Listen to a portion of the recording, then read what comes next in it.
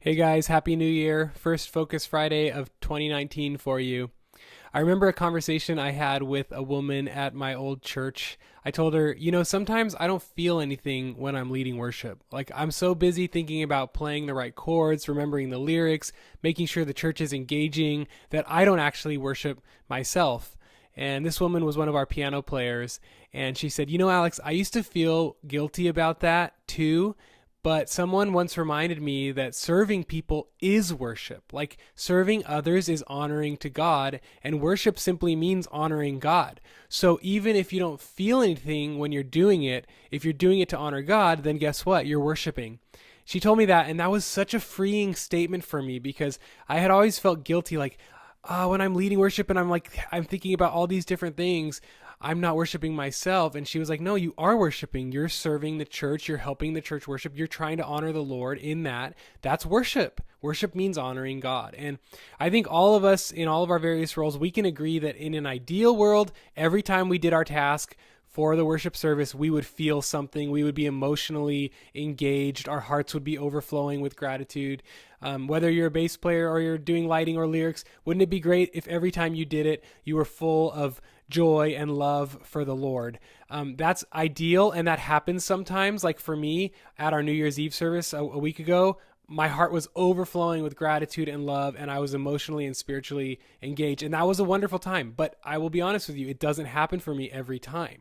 That's not always the case, especially for those of us who have roles in the worship service that require great focus, which is pretty much everybody if we're honest. But the musicians, they need to pay attention to the chord changes. They need to stay on the click track. The sound guy needs to EQ things. He needs to hear, oh my gosh, that person's playing way louder during this part than they did for the rehearsal. I got to turn them down. The lyric person is trying to click the button and stay ahead of the congregation. The lighting person is making sure they're switching songs at the right time. The worship leader is thinking about how is the church engaging.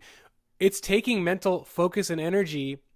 And a lot of times, I guarantee it, you're not like emotionally engaging with the Lord in those moments. But I want to encourage you, number one, that you're still worshiping God. You're still worshiping God by serving others and by doing what you're doing to honor the Lord. That is worship. So that's my first encouragement. My second encouragement to you guys who are doing these things on a weekly basis is make sure that you're spending time in personal worship with the Lord, in prayer, in scripture reading, maybe fasting, but on a daily basis, or at least a couple times a week, that you're staying in the presence of the Lord, not rushing through it, and you're spending time worshiping the Lord in private. Because what I like to say is that on stage, you're pouring out. So in private, be filling up.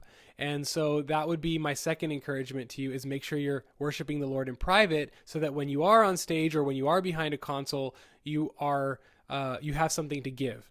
My final encouragement to you guys is to be sure that you're scheduling times where you get to go to a worship service that you just get to sit in and participate, where you don't have to do any task. There's nothing for you to do or focus on. You simply get to go and be fed and be led, and that you get to participate in worship sometimes. And if you can't do that because you're overly scheduled here, then you've got to ask the Lord if you should take a step back, or ask your leader of your ministry to take a step back, so that you can actually sit in and participate with the body and be fed and be led as well.